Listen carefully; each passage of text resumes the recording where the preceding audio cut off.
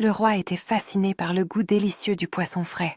Alors qu'il était assis à sa cour, un pêcheur lui offrit un poisson comme il n'en avait jamais vu. Impressionné par sa taille et sa beauté, le roi ordonna de récompenser le pêcheur de 4000 dirhams. Mais la sage épouse du roi exprima son mécontentement. « Quelle horreur vous avez commise, mon seigneur !» Le roi surpris lui demanda pourquoi. Elle répondit « Parce que si vous donnez désormais une telle somme à l'un de vos courtisans, ils diront « Il m'a fait le même cadeau qu'au pêcheur ». Le roi comprit la justesse de ces paroles, mais l'orgueil des rois refusa de retirer son présent. Il dit à sa femme « Tu as raison, mais il est honteux pour les rois de retirer leurs présents une fois qu'ils ont été faits. » La sage épouse répondit « Je m'en chargerai ». Le roi l'interrogea sur son plan, et elle répondit « Appelez le pêcheur et demandez-lui, ce poisson est-il mâle ou femelle? S'il dit mâle, dites-lui que j'ai demandé une femelle. S'il dit femelle, dites-lui que j'ai demandé un mâle. » Le roi ordonna de ramener le pêcheur. Lorsqu'il apparut devant lui, le pêcheur était intelligent et perspicace.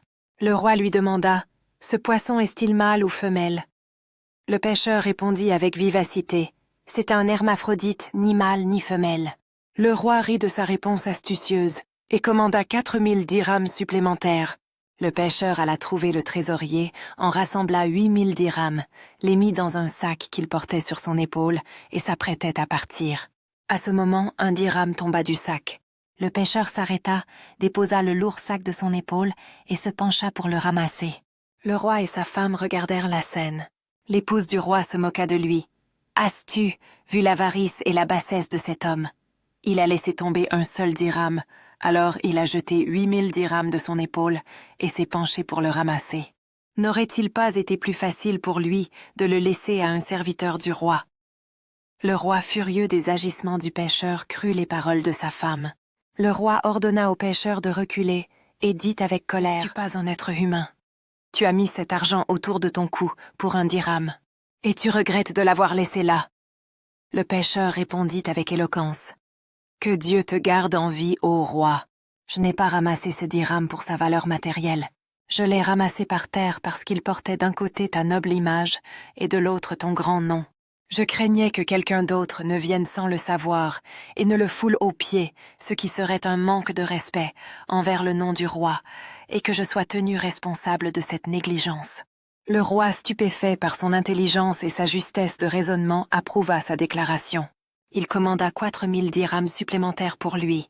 Le pêcheur rentra chez lui avec 12 000 dirhams.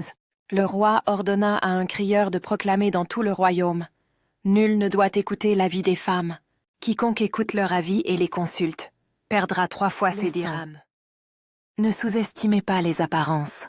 Peut-être qu'une action que vous percevez comme mesquine ou stupide cache une sagesse et une profondeur qui dépassent l'œil nu.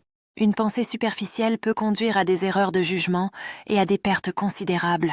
Combien de fois avons-nous jugé quelqu'un sur la base d'un comportement désinvolte pour finalement découvrir une sagesse plus profonde derrière ses actions? Pouvons-nous apprendre à ne pas juger trop vite? Partager des histoires similaires